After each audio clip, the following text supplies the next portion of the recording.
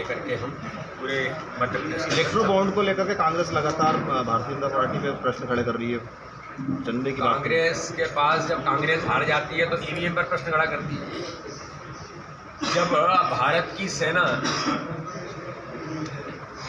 पाकिस्तान में घुस करके सर्जिकल स्ट्राइक करके जवाब देती है तो दिग्विजय सिंह उसका प्रूफ मांगते हैं। बटाला हाउस के एनकाउंटर में मोहनचंद शर्मा की शहादत होती है आतंकवादियों से लड़ते हुए, तो दिग्विजय सिंह कहते हैं फेक एनकाउंटर है जिससे सर्वोच्च न्यायालय फांसी की सजा देता है। ये तो इसी राज लड़के हैं वो। तो कांग्रेस का मूल कैरेक्टर ही है देश विरोधियों के साथ। राहुल गांधी के साथ कौन चल रहा है?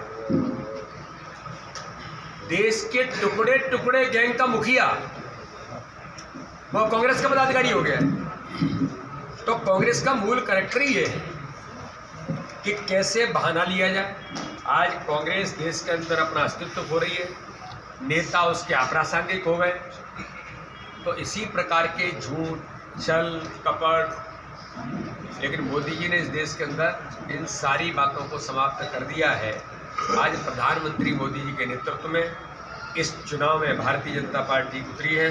अब की बार फिर मोदी सरकार और अब की बार 400 पार के नारे के साथ एनडीए देश के अंदर इतिहास करेगा। सर, ये जो 20% वोट बढ़ाने के लिए आप क्या कुछ लक्ष्य लेकर निकले इस बार? देखिए, भारतीय जनता पार्टी हर बूथ पर, आपको कल्पना नहीं करेंगे यार कि 2232 बूथ अगर राजगढ़ लोकसभा के अंदर है तो 2232 बूथों का प्लानिंग है। जैसे मैं विधानसभा के बारे में आपको बताता हूँ, 18,000 बूथ ऐसे थे 64,523 में से जो हम लगातार हार गए थे। हमने उन्हें टारगेट लिया, अमित शाह जी ने हमें टास्क दिया हर बूथ पर 15 काम करने का, और उनमें हमने अब केवल उन 18,000 में से 7,500 बूथ बचे हैं मध्य प्रदेश के अंदर जो हम फिर इस बार आ रहे हैं, बाकी हमने कवर कर लिया। तो हर बूथ पर, हर मंडल पर, हर विधानसभा में हमने ये प्लान किया है, और इस माइक्रो प्लानिंग के साथ हर बूथ पर 370 वोट बढ़ाना, जो डॉक्टर श्यामा प्रसाद मुखर्जी का बलिदान धारा 370 के लिए हुआ। ये 6 अप्रैल को स्थापना दिवस अब आएगा, तब हम संकल्प लेकर के माननीय डॉक्टर श्यामा प्रसाद मुखर्जी के श्री चरणों में 370 नए कमल के फूल समर्पित करेंगे, और मोदी जी का संकल्प हम मध्य प्रदेश के अंदर हर बूथ पर पूरा करेंगे। लेकिन सर, कांग्रेस के अभी प्रत्याशी तय नहीं हुए हैं, और प्रत्याशी तय होने के बाद में भी तो कई चीज़ों में चेंजेस आएगा। देखिए, अब हालात ये बन गए कांग्रेस के प्रत्याशी ढूंढ रहे हैं, वो मिल नहीं रहे। मेरी लोकसभा में तो छोड़ के भाग गए खजुराहो के अंदर कि हम नहीं लड़ पाएंगे।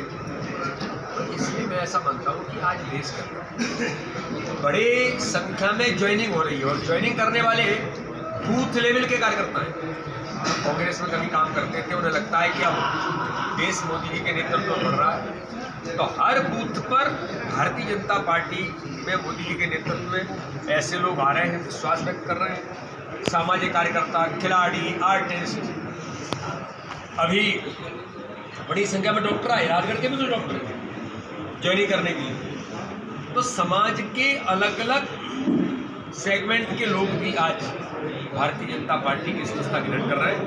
मोदी जी के नेतृत्व में जनता को विश्वास है, इसलिए भारतीय जनता पार्टी की यात्राएं आगे बढ़ रही हैं। सर, प्रदेश में भारत जोड़ो न्याय यात्रा राहुल गांधी जी की निकली है, क्या इससे कोई फर्क पड़ेगा? कांग्रेस से कोई लाभ होगा क्या? थोड़ा जरा पता लगा लीजिए आप कि इस क्षेत्र में जब वो आए थे, पहली यात्रा थी तो 22 विधानसभा में गए थे, 22 में से बड़ा साफ हो गया।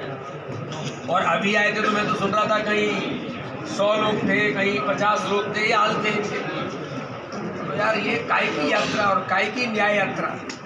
अरे न्याय तो कश्मीर की जनता मांग रही है, न्याय तो उन 3 देशों के लोग मांग रहे हैं, पाकिस्तान, अफगानिस्तान, बांग्लादेश के, कि जिनके ऊपर धार्मिक आधार पर प्रताड़ना होती है, और अगर हम उन्हें नागरिकता देने का काम करते हैं तो कांग्रेस के पेट में दर्द होता है। न्याय तो वो लोग चाह रहे हैं कि कांग्रेस इस बात का विरोध करती है।